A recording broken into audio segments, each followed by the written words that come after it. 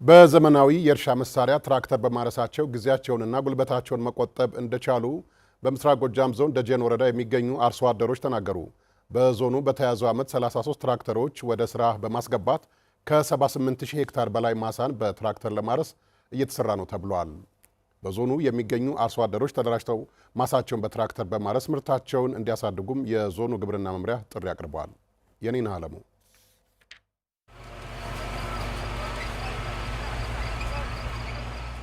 በምስራቅ ጎጃም ዞን የተጀመረው የግብርና ሜካናይዜሽን እንቅስቃሴ የአካባቢውን ግብርና ከባህላዊ ወደ ዘመናዊነት እያሸጋግረው ይገኛል። ለዘመናት የቆየው የሞፈርና ቀንበር አስተራረስ ዘዴ ከፍተኛ ጉልበትና ጊዜ የሚጠይቅ ከመሆኑም በላይ ምርታማነቱ ዝቅተኛ ነው። በደጀን ወረዳ የሚኖሩ አርሶ አደሮች በትራክተር ማረሳቸው የበልግ ዝናብን ለመጠቀምና ዘርን በጊዜ ለመዝራት ወሳኝ ስለመሆኑ ተናግረዋል። ይሄ በበሬ ቢባል 40 ጥማድ ይፈጃል ቢያንስ ነው። እንዲያውም ትራክተሮች ግን አሁን በ2 ሰዓት ውስጥ አረሱት፣ ያውም አልሞላ። እንደገና በሬ ብዙ ውጣ ወረዳ አለበት።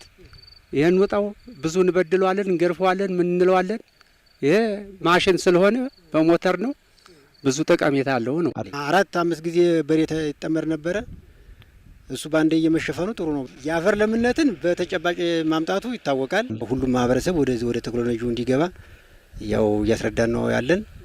በዛ ላይ ማህበረሰቡም ይህን ጠቀሜታውን እያየ ሙሉ በሙሉ ይገባል የሚል ሀሳብ አለ። አርሶ አደሩ የቴክኖሎጂው ተጠቃሚ ብቻ ሳይሆን የትራክተር ባለቤት እንዲሆን የብድር አሰራር ለመፍጠር እየተሰራ መሆኑን የደጀን ወረዳ ምክትል አስተዳዳሪ አቶ ዘለቀ ደምሰው ገልጸዋል። ከበሬ ወደ ትራክተር በሚል መፈክር ነው ይሄንን ስራ ያስጀመርነው። በበሬ አርሰህ ተወዳዳሪ አትሆንም፣ በጥራትም በስፋትም ምርትና ምርታማነትን የምትጨምረው ትራክተር ተብሎ ነው የሚታሰበው። 25% ገበሬው 75%ቱን ደግሞ መንግስት ብድር አመቻችቶ ወደ እንቅስቃሴ ገብተን አሁን 25%ቷን ቁጠባ አስጀምረናል ማለት ነው።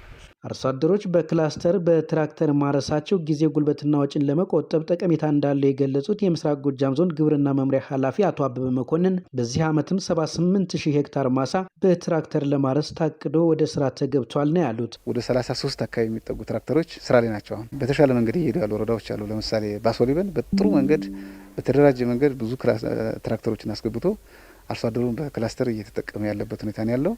ሁለተኛው ደብረ ኤልያስ ወረዳ ነው። እነዚህ ወረዳዎች ካሉን ከዞናችን ካሉ ወረዳዎች መልካም የሚባል እንቅስቃሴ ያላቸው ናቸው ማለት ነው።